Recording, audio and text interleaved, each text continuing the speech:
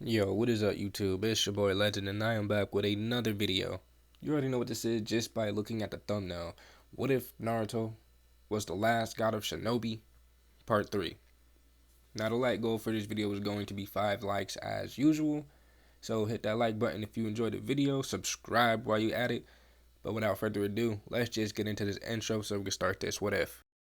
Yeah, I put out all this art, it's my only medicine. Yeah, everything I do, I'm just being genuine. Yeah, I'm sick of being screwed, feel my own adrenaline. Yeah, I do just what I do, and I hope you let me in, yeah.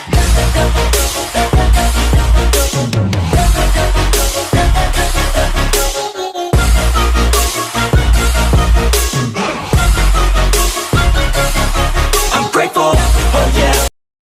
Araya sat alone in her apartment, the afternoon sun casting long shadows across the floor, her mind swirling in guilt and confusion, thoughts of Naruto haunting her in ways she hadn't expected. She curled up on her couch, arms wrapped around her knees, staring blankly ahead. She had thought herself better than this, yet here she was entertaining the idea of seducing a boy, a child, just because he had wealth. The knowledge weighed heavily on her. The account registered to Kushina Uzumaki had been filled to the brim with money, and Naruto, young and unassuming, now had access to it. She had considered getting close to him under the excuse of managing his accounts, telling herself she was just being kind, but deep down she knew the truth. Greed had wormed its way into her heart. And yet, it wasn't just greed that confused her. As she thought of Naruto's shy smile and the cautious way he had looked at her, something twisted inside her chest. He was so young, so innocent, and she hated herself for what she was considering. Could she even love someone so young? Could he even understand what it meant? Her cheeks flushed hotly as her mind betrayed her. Images flashed her straddling him, coaxing gasps and moans from his lips, taking his virginity with slow, sinful movements. The thoughts made her thighs press tightly together. Her breathing hitches, shame flooded her immediately. Gods, what am I thinking? She whispered, pressing her palms to her burning face. She sprang up, nearly tripping over herself as she rushed to the bathroom. She locked the door behind her, leaning heavily against it, breathing hard, willing the arousal to leave her body. She splashed cold water on her face, glaring at her reflection. She couldn't allow herself to do this, not just for her sake, but for his. Naruto deserved better than to be used by someone like her. Meanwhile, the council chambers were tense. Hiruzen Sarutobi stood at the center, his staff slamming hard against the ground as he glared at the assembled council. Beside him stood Naruto, arms crossed, face cold with fury far beyond his years. Whoever is responsible, Hiruzen said, voice low and dangerous, for stealing the inheritance meant for the child of the fourth Hokage will answer today. Murmurs rippled through the room, but Naruto's sharp eyes missed nothing. Civilian council members shifted uncontrollably, uncomfortably. A few of Hiruzen's old advisors looked away, sweat on their brows. Documents had been retrieved, showing the empty bank account registered to Minato Namikaze and a transfer trail that led back to several civilian council members and a particular advisor, Hamura Mitokado. You, Hiruzen growled, pointing to Hamura. You were trusted to safeguard the fourth estate. Hamura's mouth opened and closed like a fish. I only... You embezzled it, Naruto said sharply, his voice cutting through the lies. You took money that was supposed to support me. You didn't need it. You were just the sharp chakra pressure that exploded from Naruto cut him off. Several council members staggered back. Hiruzen's staff cracked the ground as he drove it down. "Enough!" Hiruzen bellowed. "Hamura, for your crime of embezzling from the estate of the 4th Hokage and betraying your village, you are sentenced to life of imprisonment." Anbu dropped from the ceiling, binding Hamura as he wailed and pleaded. The civilian council panicked, but Hiruzen raised a hand. "Furthermore, I hereby disband the current civilian council. Your corruption ends today." Shocked cries filled the chamber, but Hiruzen's will was iron. Naruto watched, satisfaction burning in his chest. Later in the Hokage's office, Hiruzen turned to Naruto, his expression softening. "You did well," Hiruzen said. "You showed great restraint." Naruto shook his head. "I wanted to do more, and that is why you showed true strength." Hiruzen smiled slightly. "As such, I am promoting you to Special Jonin, effective immediately." Naruto's eyes widened slightly. "Special Jonin? Already?" "Also," Hiruzen continued, reaching into his desk, "I am entrusting you with the Scroll of Sealing for 3 days. You may learn 4 techniques." Naruto bowed deeply. "Thank you, Hokage-sama." "I trust you," Hiruzen said simply. "Don't abuse that trust." "I won't." That night, Naruto sat cross-legged in his apartment, the Scroll of Sealing unfurled before him. His clones worked tirelessly around him, each one assigned a different technique. The first jutsu he tackled was a fire-style jutsu. It was called Fire-style Phoenix Flame Caterwall. His clones practiced forming dozens of small fireballs and launching them in rapid, unpredictable bursts. The second jutsu was a lightning-style jutsu called White Tiger. It was a fierce, snarling construct of pure lightning, shaped like a tiger, meant to rip through enemy lines, and it took nearly an entire day before one of his clones managed to get the full thing to manifest, and that was just a shape manipulation alone. The third came another fire jutsu, Flame Tiger. This technique was similar to the previous lightning technique, but it was fire-based. He found that combining the two in sequence was devastating.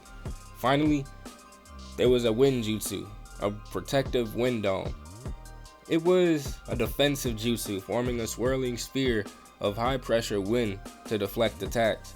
By the end of the 3rd day, Naruto was exhausted but exhilarated. He carefully rolled up the Scroll of Sealing and returned it to Hiruzen personally. "Well done," Hiruzen said, ruffling his hair lightly, something Naruto hadn't experienced since he was very young. "You exceed my expectation." "Thank you, Hokage-sama." "Now," Hiruzen said, leaning back in his chair, "it's time to discuss your team." Naruto perked up. "Team?" "A special team built around your strengths and leadership potential." Hiruzen laid out the details. Shikamaru Nara, for his brilliant tactical mind. Shino Aburame, for his calmness and analytical skill. And Kurenai Yuhi, to serve as the team's temporary Jonin sensei, guiding them until Naruto himself was ready to lead.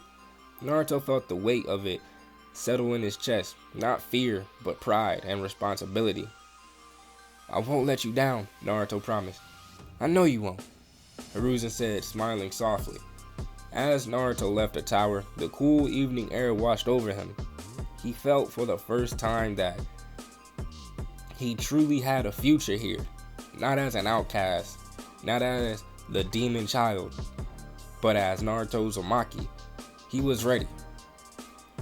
Naruto walked. He had things to do, things to take care of.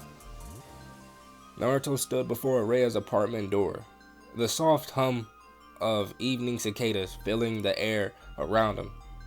His hand hovered uncertainly before he finally knocked once, twice, and 3 times. From inside, muffled footsteps approached. The door cracked open, and there she was. Araya blinked in surprise, a slight blush creeping up her cheeks. She wore nothing but a soft blue pajama set. clinging shorts, and a loose camisole that left little to the imagination. Her hair was tousled from lounging, and there was something so relaxed and unguarded about her that Naruto found himself looking anywhere but directly at her. "Naruto?" she asked, confused, tightening the camisole strap on her shoulder. Her mind betrayed her for an instant, flashing unbidden images of her atop Naruto, lips gasping against skin. Shame burned through her. Sorry for bothering you," Naruto said quickly, rubbing the back of his head. I needed to talk to you about money stuff." Araya composed herself with a sharp mental slap. Professionalism. She was supposed to be helping him, not fantasizing about him. "Money stuff?" she repeated, stepping aside and letting him in. "Come in." Naruto stepped inside, his sandals brushing against the soft carpet. Her apartment smelled faintly of lilac and something sweeter. Maybe it was the smell of the shampoo that she had used. Araya grabbed a notebook and pen from her small kitchen and gestured for him to sit with her on the couch. "So," she said, crossing one leg over the other, a motion Naruto tried very hard not to notice. "What's on your mind?" "I want to make a new account," Naruto said, sitting stiffly beside her.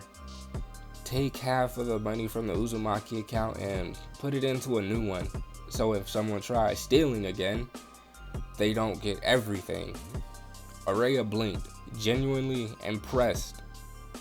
For someone so young, Naruto was thinking like a shinobi, protecting assets, expecting betrayal, a necessary if sad mindset. "That's smart," she said softly, writing down his instructions. Her neat, looping handwriting filled the page as Naruto watched. "Only the bank's already closed for the day," she added apologetically. "I'll have to help you set it up tomorrow morning." Naruto nodded, disappointment flashing briefly across his face. He tucked it away quickly. He got good at doing that. "You can leave everything to me," Araya continued, her voice firm and reassuring. "We'll set up this new account under a different code name.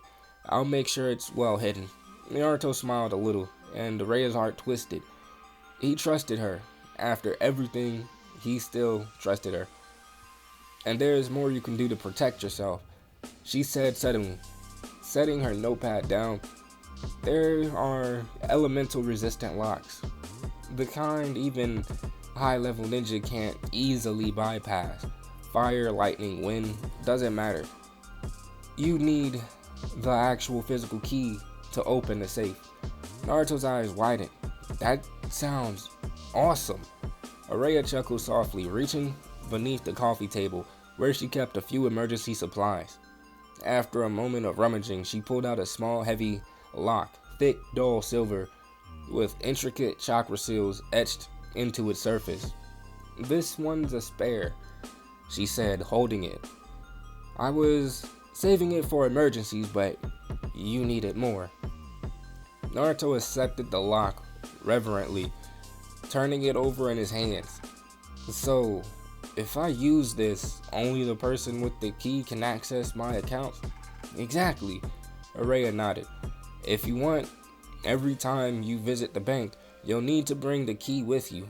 Only I or someone you trust could open the vault." Naruto hesitated, then smiled sheepishly. "I'll just end up losing it. You better keep it for me." Araya's breath caught for a moment at the simplicity of his faith. He handed the lock back to her, the metal still warm from his touch. She closed her fingers around it tightly. "I'll keep it safe for you," she promised. Naruto stood, stretching slightly. "Thanks, Raya. I really appreciate it." "You don't have to thank me," she said, smiling faintly. "Just promise me you'll be careful." He nodded seriously. "I will." And with a brief wave, Naruto left her apartment, the door shutting softly behind him. Araya stood there a long moment after, hand resting lightly on the lock pressed to her heart.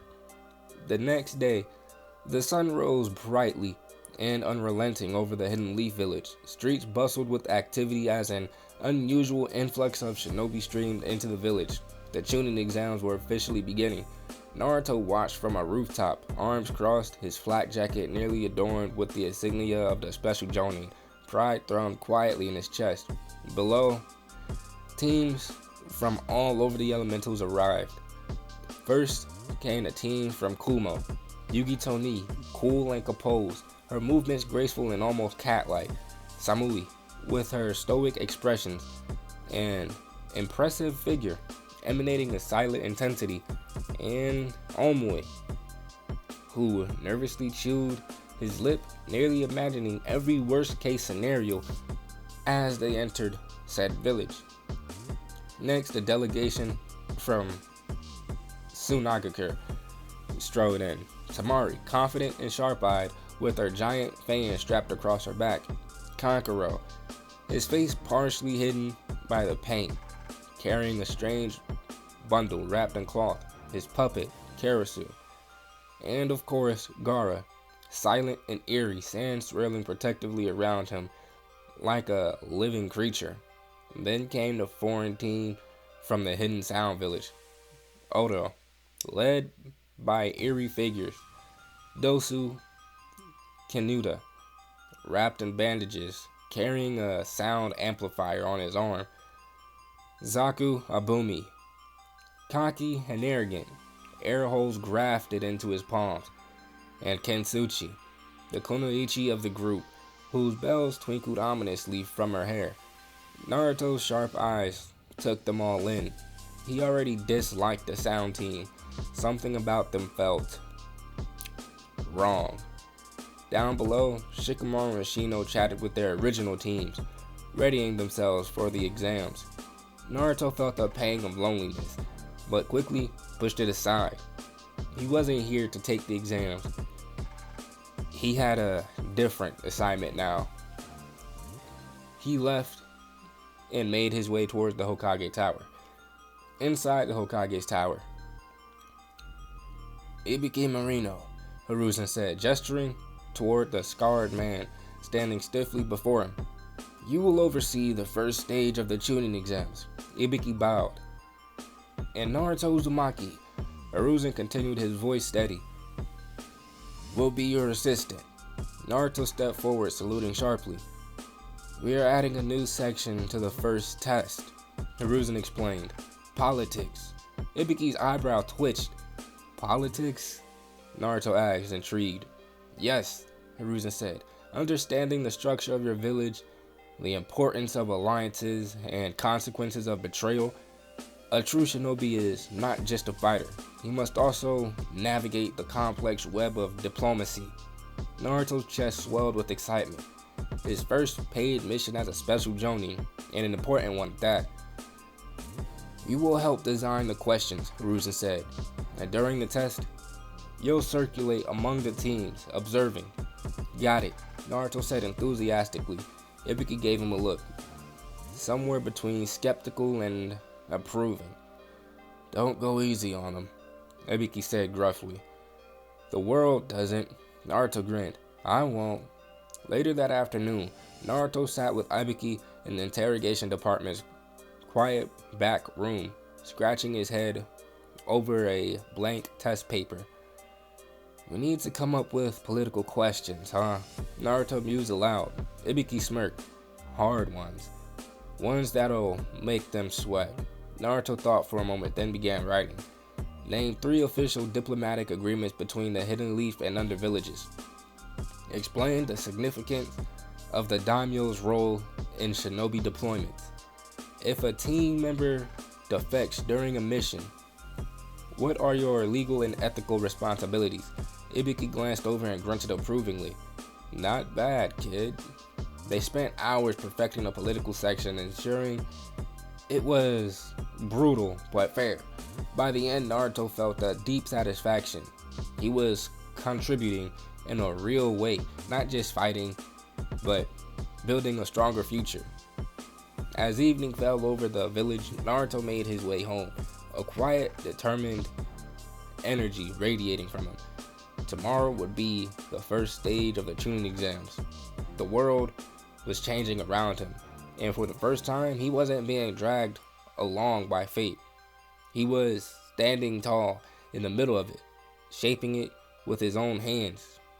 And somewhere deep inside, Naruto vowed, I will protect this village, and I will protect the people who trust me, no matter what.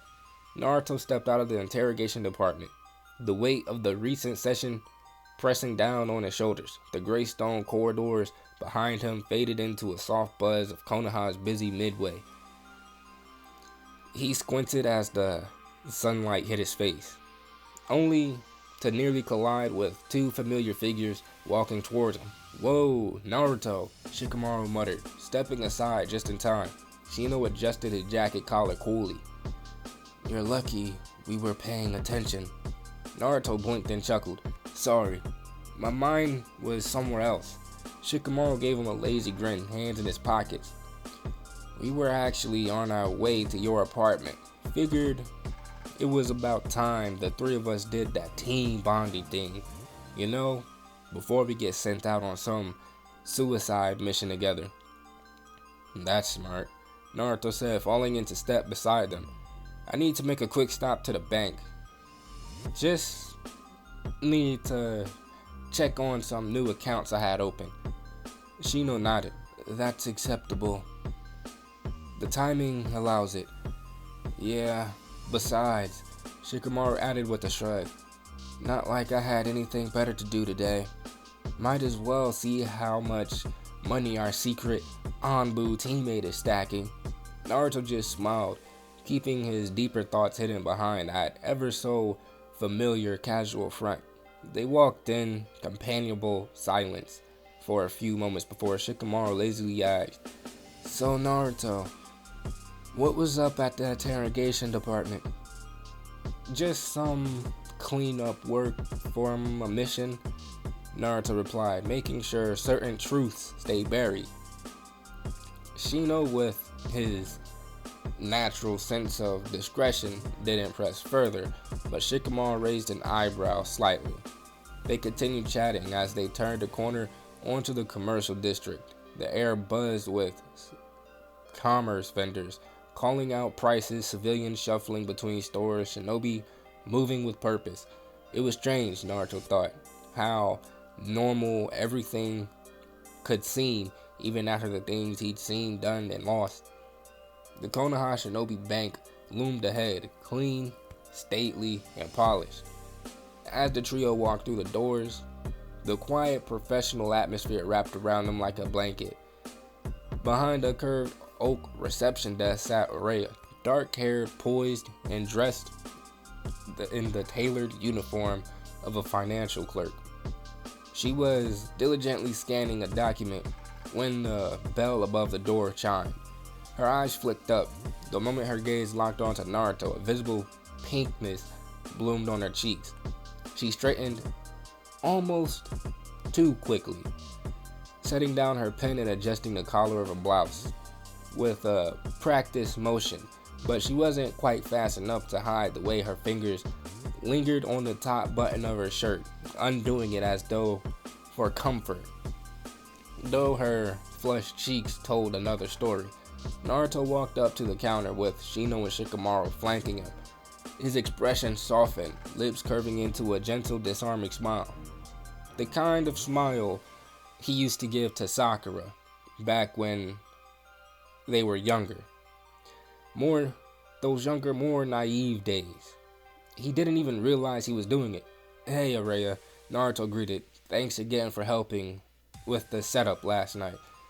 Araya nodded, clearing her throat and putting on her best professional face. Of course. As you requested, the accounts are finalized.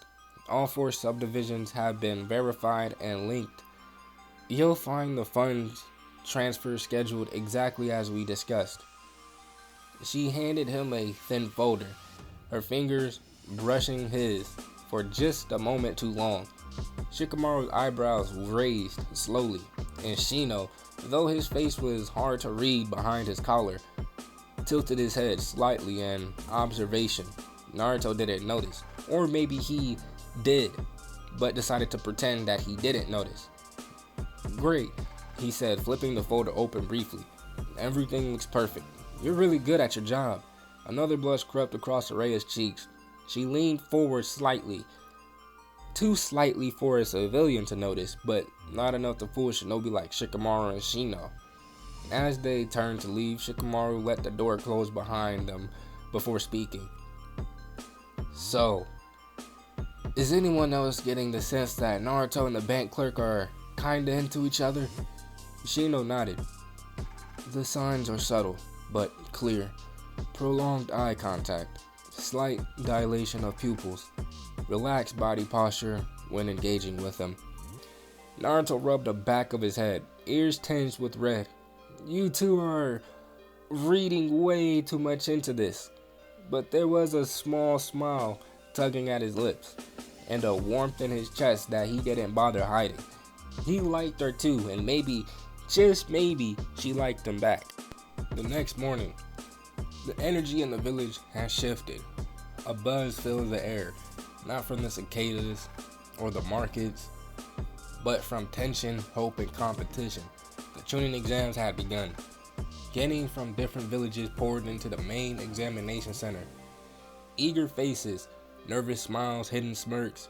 For many, this was a chance at glory. Among them stood Team 7, Sasuke Uchiha, Sakura Haruno, and Sai.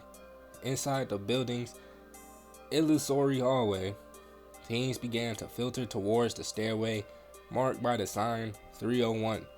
Two Genin stood guard before the door, preventing passage, an illusion to weed out the unworthy, just as always. Sasuke approached with his normal confidence, only pausing when Rock Lee suddenly appeared before him, a blur of green and bold-cut enthusiasm. "I challenge you," Lee said dramatically, "to a duel before the examinations begin." Sakura tried to protest. Sai offered a dry comment, but Sasuke, prideful and unimpressed, agreed. The match unfolded swiftly. Lee's taijutsu overwhelmed Sasuke at every turn. Before long, the Uchiha was flat on his back, staring up at the ceiling tiles, bruised in both body and ego. "Consider this a lesson," Lee said with a polite bow, in humility. Team 7 moved on, rattled but unbroken, clinging to the stairs to the correct floor where dozens of other teams had gathered in a crowded room. From the shadows above the ceiling, concealed by genjutsu and a bit of Anbu expertise, Naruto watched. His eyes narrowed when he spotted Kabuto among the Genin. 7 attempts, Kabuto was saying, smiling as he displayed his info cards. "And I've gathered quite a bit of intel on all of you in the process." Naruto's fingers twitched slightly. He noted how Kabuto's presence eased tension. It eased tension in the room while quietly manipulating others into letting down their guard. That subtle charisma, the way he positioned himself as harmless, but Naruto knew better. He watched, he listened, he memorized. When the proctors stormed in, all conversation ceased. And then, from the doorway, Ibiki Marino entered, black trench coat trailing behind him like the presence of a thunderstorm. Naruto stepped out of the shadows beside him, unmasked and poised. Gasps rippled across the room. Ibiki didn't look at Naruto. He didn't need to. Their presence together was enough. Naruto's voice rang out calmly. "Find your seats, away from your teammates." Papers were passed, pens distributed. Naruto walked between the rows like a silent predator, eyes sharp, watching every flicker of the hand, every whisper, every trembling Genin trying to cheat without getting caught. He played this game before when he was younger, running from the Anbus. And now, watching from the side, he understood why it mattered. This wasn't about knowledge.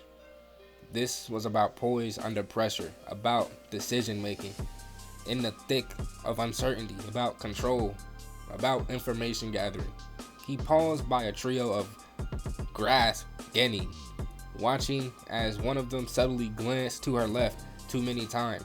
He made a note and moved on, and every so often his eyes would drift back toward Kabuto.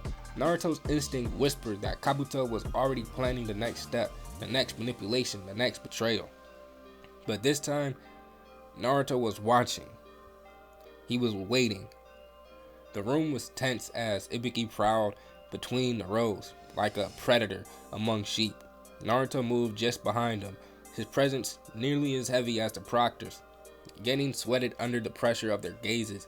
As the minutes ticked by, Ibiki began methodically eliminating teams that had been caught cheating too many times blatantly. Naruto stepped beside the grass team, the same one that he had noted earlier. His gaze was sharp. Their movements had been obvious to a trained eye. Their subtle signaling was amateurish at best. Ibiki paused beside him, picking up on Naruto's silent cue. "These three," Naruto said quietly enough only Ibiki could hear.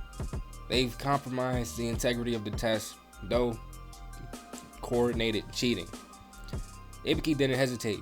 You, and you, disqualified. Get out." The grass shinobi protested weakly, but under Ibiki's glare and Naruto's quiet, dangerous presence, they wilted, gathered their things, and left. As more teams were removed, the number of examinees thinned significantly. Naruto watched silently, marking down mental notes of who had been bold, who had been clever, and who had crumbled. Finally, with the first stage concluded, Ibiki dismissed them to proceed to the next test. Naruto slipped out long before the others, his form blurring into the background of the village. He reached a secluded alley, formed a single hand seal, and a clone popped into existence before him. "You know what to do," Naruto said. The clone nodded seriously and darted off towards the Hokage's tower. Meanwhile, the real Naruto headed toward the training grounds, where the second stage, the Forest of Death, would be held. Naruto arrived at the Forest of Death an hour before anyone else. Slipping through the side gate he had unlocked earlier, his senses sharpened instantly.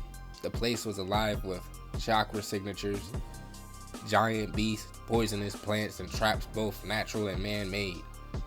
Perfect. He climbed into the higher branches, masking his chakra signature so deeply that even a senior would have a hard time tracking him. From there, he could observe, unseen, waiting for Kabuto and others to make their move. Scene change. Hokage's office. The clone arrived at the tower and, after being cleared by two Anbu guards, was ushered into Hiruzen Sarutobi's office. The third Hokage sat behind a mountain of paperwork, but his sharp eyes caught the seriousness in Naruto's clone immediately. "You have something to report?" Hiruzen said, folding his hands. "Yes, Lord Third," the clone said. "It's about Kabuto Yakushi." Hiruzen's eyebrows rose. "Continue." Naruto's clone recounted everything. Kabuto's suspicious claim of taking the Chunin exam 7 times, his extensive and unlikely knowledge about foreign shinobi, including high-level classified information like Yugito Ni's mission history and Gaara's combat record. Information he should not have unless he had access to top secret files, Naruto finished. Sarutobi frowned, deep in thought. He moved to the wall of scrolls behind him, pulling Kabuto's supposed shinobi record, or at least he tried to. There was nothing there. Not a single file for Kabuto Yakushi or his 2 grass ninja teammates. Sarutobi's face darkened. "Interesting," he muttered. "Very interesting. This could be worse than a simple spy," Naruto's clone said. "He could be a plant from an enemy nation, or worse, from Orochimaru." Hiruzen's gaze sharpened at the mention of his traitorous student. "Good work," he said. "Continue observing. If you confirm anything, try to eliminate him. The clone saluted before dispelling, sending the information instantly back to the real Naruto. Scene change, forest of death. In the canopy, the real Naruto received the memory from the clone. His eyes hardened. His instincts had been correct, but before he could dwell on it too long, he felt it. A surge of chakra so vile, so monstrous, that it nearly brought him to his knees. His stomach churned violently, and it took all of his willpower not to vomit right there on the branch. He composed himself with ragged breaths, narrowing his eyes in the direction the malevolent chakra radiated from, away from Kabuto's false team towards something much worse. With Sasuke and Orochimaru, the two of them weren't fighting yet. Sasuke sprinted through the undergrowth, heart pounding in his ears. Behind him, something inhuman gave chase, moving through the trees with impossible speed. In a panic, Sasuke skidded to a stop and whirled around, unleashing a barrage of fireballs. Fire style, fireball jutsu. It scorched the forest floor. The figure emerged from the smoke, smiling, a snake-like grin full of malice. Orochimaru. "You cannot run from me, little Uchiha," Orochimaru hissed. Rage surged in Sasuke's chest. He launched himself forward, engaging Orochimaru in taijutsu, kicks, punches, kunai swipes. The air crackled with the force of their blows. Sasuke poured everything he had into the fight, drawing upon his so elite skills he had been honing since childhood, and still it wasn't enough. With a brutal strike to the ribs, Orochimaru sent Sasuke crashing into a tree, the impact cracking the bark. Blood trickled from the corner of Sasuke's mouth. His Sharingan spun wildly, but his body refused to move fast enough. Orochimaru approached, fangs lengthening. He bent down, mouth open, ready to brand Sasuke with the cursed seal. Scene change. Naruto. From where he stood, Naruto had seen enough. He leaped from the branch, his hands flashing through 6 rapid hand seals, chakra igniting around his right arm, forming a burning aura of orange and blue that twisted violently like a living flame. It concentrated at his hand, taking a rough shape of a beast's head. He crashed down onto Orochimaru's exposed neck, his voice ringing out, "Fire style, flame tiger!" Upon impact, the flame shaped into a roaring head of a tiger, exploding outward in a feral blaze. The air itself seemed to twist from the heat. Naruto didn't wait. With one arm, he grabbed the stunned Sasuke, hoisting him up, and body flickered away just as the full explosion of the jutsu erupted behind him. The blast engulfed the forest in a seething tide of fire, a special flame designed not just for damage but also to linger, fuel for future fire jutsu, saving chakra expenditure. Naruto landed several dozen meters away, setting Sasuke down behind a protective stone outcrop. He turned back to the inferno that had left. The forest burned bright and wild, and somewhere in the heat, somewhere in the heart of it all, Orochimaru howled with fury. Naruto's eyes narrowed, face grim.